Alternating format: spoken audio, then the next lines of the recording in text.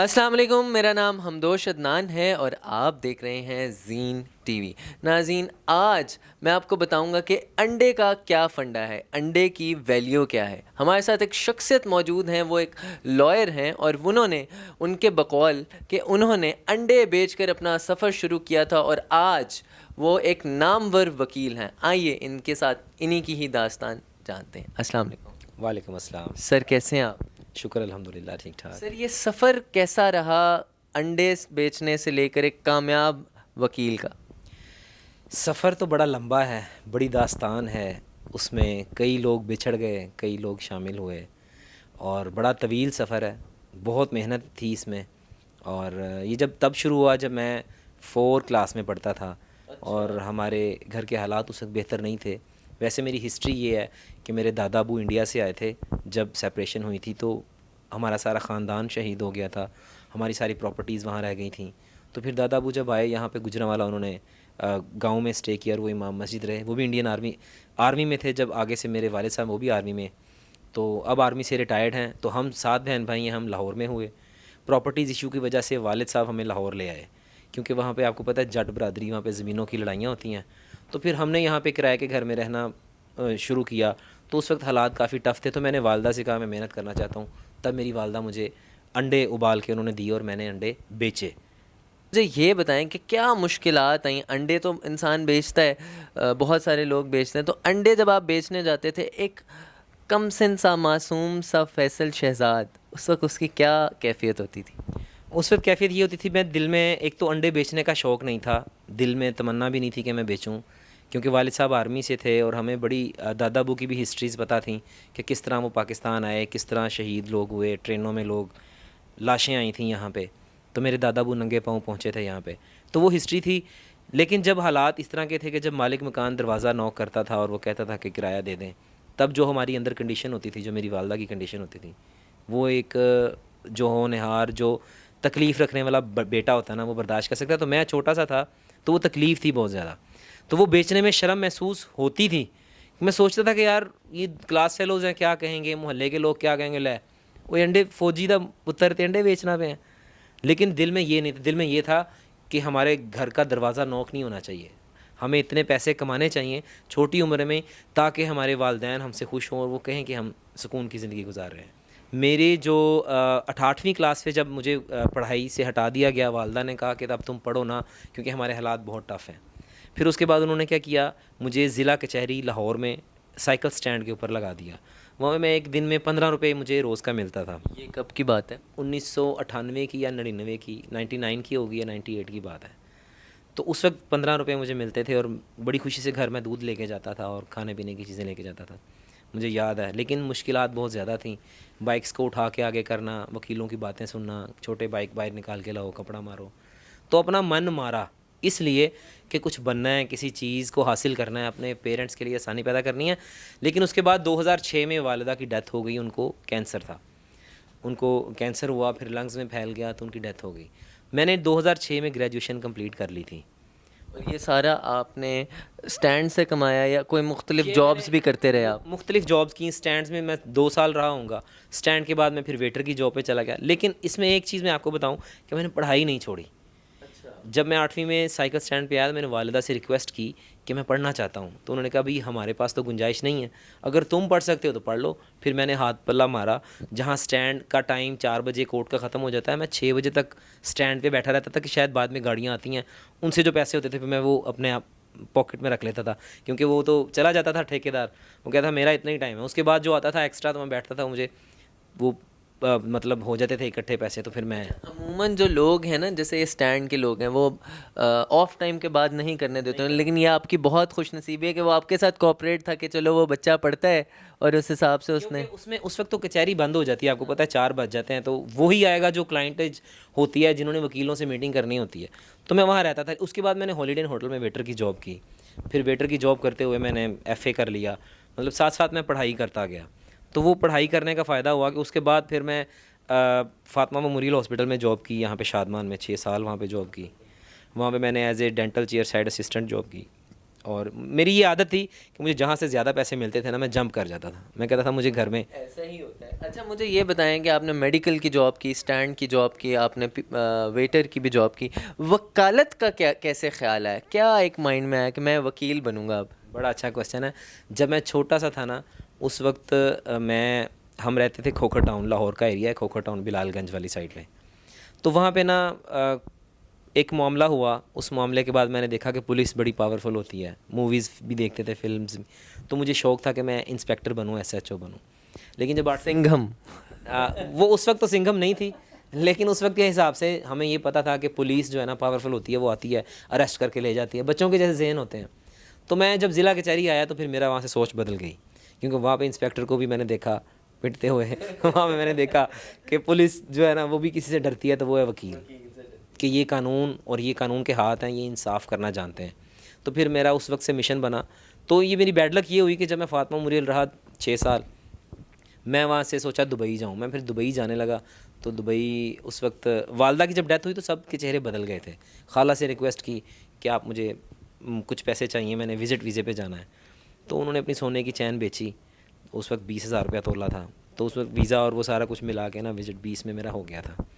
तो मैं जब वहाँ गया, वहाँ जा 20 में हो गया था? ये कब की बात है? ये बात है 2009 2008 या 9 की बात है। अच्छा, 2008 और 9 में आप इतने हो गए थे कि चलो सेंसिबल, यानी एक होता है ना होश। हाँ, मेरे दोस्त वहाँ पे थे। उन्होंने कहा आप आ जाओ विज़िट पे तो हम कर लेंगे।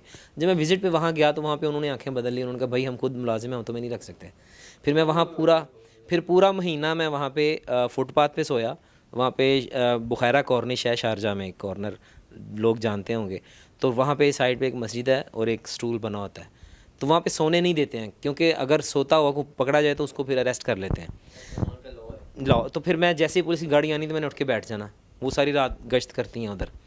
तो काफ़ी टफ़ टाइम देखा। फिर लास्ट में मुझे जॉब मिली डिश वॉशिंग की, एमिरेट्स एयरलाइन में। मैंने जब वहाँ जॉब की तो जॉब करने के बाद वहाँ पे एक फ़ैशन शो का इनकाद हुआ। तो मैंने कहा मैं पार्टिसिपेट करूँगा। जब मैंने पार्टिसिपेट किया, वो 6,000 लोगों में से पहला पाकिस्तानी था जो मैंने वो फ़ैशन शो विन किया। EKFC का होता है, 2009 में हुआ, वो मैंने विन किया और झंडा लहराया पाकिस्तान का वहाँ पे। तस्वीर वगैरह शेयर करेंगे उसके साथ? मेरे पास मैगज़ीन है पूरा, जो दुबई में उस वक्त शाया हुए मैगज़ीन। मेरी मैगज़ीन्स में पिक्चर्स आई थी। वाह, अच्छा, ये ना नाम के साथ उन्होंने लिखा है वेयर वॉश Faisal Shahzad, first runner up. ये अगर मैं आपको दिखा सकूं यहाँ पे, आउटस्टैंडिंग। मतलब अल्लाह पाक जब नवाजता है ना तो बंदे को ना उसकी मेहनत से ज़्यादा ही नवाजता है, अगर वो बंदा करने वाला हो तो। ये बताएं कि आपकी अब तक की क्या अचीवमेंट रही हैं as a lawyer? As a lawyer अल्लाह ने मुझे जो इज़्ज़त दी है, जब मैं दुबई से वापस आया तो दुबई से वापस आके फिर हालात ख़राब हुए। मैंने ग्रेजुएट था, मैं ग्रेजुएशन किया हुआ था। दोबारा स्टैंड पे गया मैं, क्योंकि मुझे कोई काम नहीं मिला, बीमार हो गया। तो शरीक जो हमारे थे ख़ानदान के, वो पहले ही बड़े मुखालिफ थे।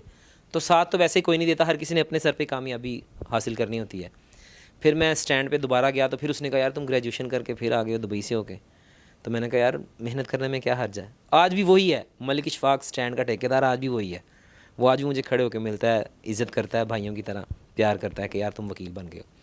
फिर जब मैं आया स्टैंड पे किया तो फिर मुझे गंगाराम हॉस्पिटल में जॉब मिल गई, फातिमा जिन्ना मेडिकल यूनिवर्सिटी। आपने वकालत भी की हुई थी लेकिन फिर भी रोज़गार उस तरह से नहीं था? ग्रेजुएशन थी मेरी, वकालत नहीं। अच्छा, ग्रेजुएशन थी। जब मैं दुबई से आया तो मेरी ग्रेजुएशन थी। वकालत करना चाहता था, ख्वाब था, लेकिन पैसे नहीं थे कि मैं उसकी फ़ीस अदा कर सकता। ग्रेजुएशन किस में थी? ग्रेजुएशन से जर्नलिज्म में मैंने किया था, जैसे प्राइवेट करते हैं। मैंने सारी पढ़ाई प्राइवेट की है।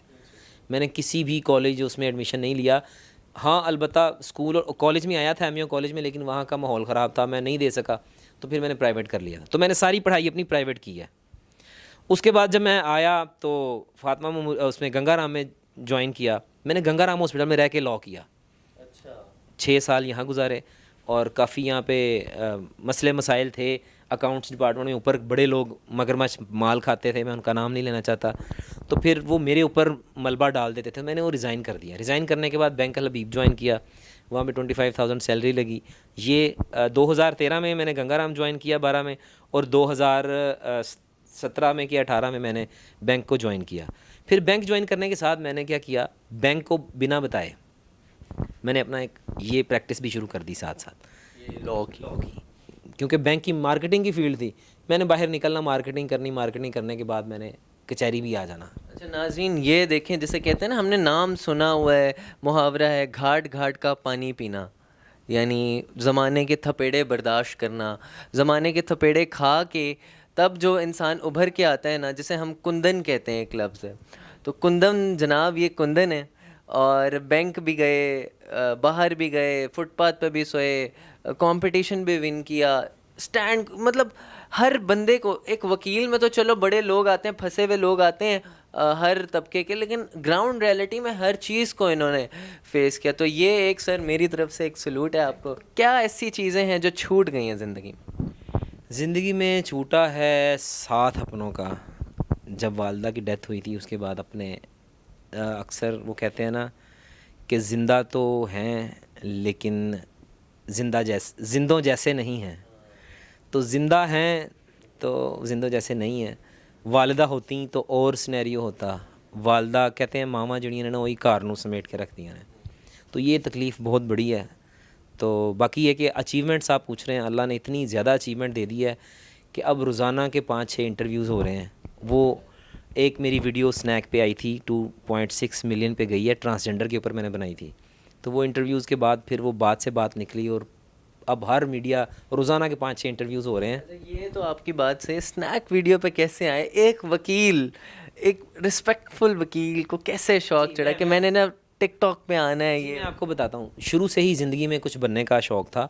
हमेशा बड़े बड़े लोगों को फॉलो किया है। इमरान खान को भी जब मैंने देखा तो उसकी एक बात ने मुझे उसका दीवाना बनाया था कि नीयत और कोशिश इंसान के हाथ में है और कामयाबी अल्लाह देता है। ये नहीं है कि मैं उसको, लीडर मेरे हज़रत मोहम्मद मुस्तफ़ा सल्लल्लाहु अलैहि वसल्लम है, मैं उनको मानता हूँ और मेरा सब कुछ उन पर कुर्बान है। वो हमारे आखिरी नबी हैं, आखिरी पैगम्बर हैं। दूसरी बात, आपने कहा कि अभी तक की कोई अचीवमेंट सबसे बड़ी ये है कि अल्लाह ने साइकिल थी, साइकिल भी नहीं थी, आज अल्हम्दुलिल्लाह गाड़ियाँ हैं, खूबसूरत गाड़ियाँ हैं, फ्लैट है, किराए के घरों में रहे हैं सारी ज़िंदगी। वालिदा मुश्किल हालात में चली गई थीं, ये बहुत बड़ी तकलीफ़ है। आज गाड़ी में जब निकलते हैं तो याद आती है कि काश कि मेरी गाड़ी में बैठती हूँ, देखने के आपका बेटा कामयाब हो गया है, कामयाबी की तरफ आ गया है। ये बहुत बड़ी बात है, बहुत बड़ा लॉस है। अच्छा ये बताएं, जो आजकल हमारे जो लोग हैं, नौजवान हैं, अजीबो-गरीब से काम करते हैं, आए दिन पता नहीं क्या वाक़यात होते हैं, कभी क्या, तो उनको क्या मोटिवेशन देंगे आप? तो एक माशाल्लाह अपनी ही नज़र में जब इंसान सेटिस्फाइड हो जाता है ना खुद से, तो उस जैसा बड़ा सक्सेसफुल ही नहीं कोई होता कि यार मैं अपने आप से सेटिस्फाइड हूँ। तो सर ये हमारे जो यूथ है, इसको क्या आप देंगे मोटिवेट? यूथ के लिए तो ये पैगाम है कि लोग समझते हैं, लोगों की नज़रों में ना अमीर होना सिर्फ पैसा है। ये मैंने आज फ़ील किया क्योंकि आज मेरे पास आया है, अल्लाह ने दिया है। मेरा एक दिन में 35 केसेस होते हैं। मेरे एक केस की फ़ीस कम से कम 3 लाख है और ज़्यादा से ज़्यादा मैं 40-50 लाख ले लेता हूँ एक केस की। और अल्लाह का मेरे ऊपर इतना करम है कि मैं जितना शुक्र अदा करूँ वो कम है। यूथ के लिए मेरा ये पैगाम है, कभी भी मेरे पास पैसे नहीं थे, मेरी मिसेज़ ने भी मेरा साथ दिया मुश्किल में, और वो उसने कभी आज तक ये नहीं कहा, हम साइकिल पे भी वो मेरे साथ थी, बाइक पर भी मेरे साथ है, और अब इतना कुछ है अल्लाह ने दिया, अब भी वो साथ है। लेकिन हमारे अंदर से वो जो है ना, इंसान को अपनी औकात नहीं भूलनी चाहिए। सबसे पहला पैगाम ये है कि जितनी भी यूथ है ना, ये ना समझें अपने पेरेंट्स को अक्सर कॉलेजेस में नहीं आने देते, स्कूल में नहीं आने देते। हमारी औकात क्या है वो हमें याद रखनी चाहिए, भूलनी नहीं चाहिए। दूसरा ये, अमीर पैसों से नहीं होते कभी भी लोग। आप अपना ज़मीर को अपना जगाए रखें, अपने अंदर चीज़ें देखें, और अपनी सोच से आप अमीर होते हैं। कि जिसकी सोच बड़ी है ना, वो सबसे अमीर आदमी है। बस अल्लाह पे भरोसा रखें तो इंशाल्लाह आप कामयाब हो जाएंगे। इसी के साथ ही हमारे जो जनाब मोहतरम फैसल शहजाद जट साहब हैं, इनसे हम इजाज़त लेते हैं। आप ज़ीन टीवी को सब्सक्राइब करें, लाइक करें और शेयर करें। इसी के साथ ही अगर आप चाहते हैं कि हम अपना जो कंटेंट है मज़ीद बेहतर बना सकें, तो साथ ही कमेंट सेक्शन में आपने फ़ीडबैक ज़रूर देना है। और एक और चीज़, अंडे की बात हो रही थी, अंडे से ही वो है, अब घंटी की भी बात कर लेते हैं, घंटी भी बजा दीजिए। अल्लाह हाफ़िज़।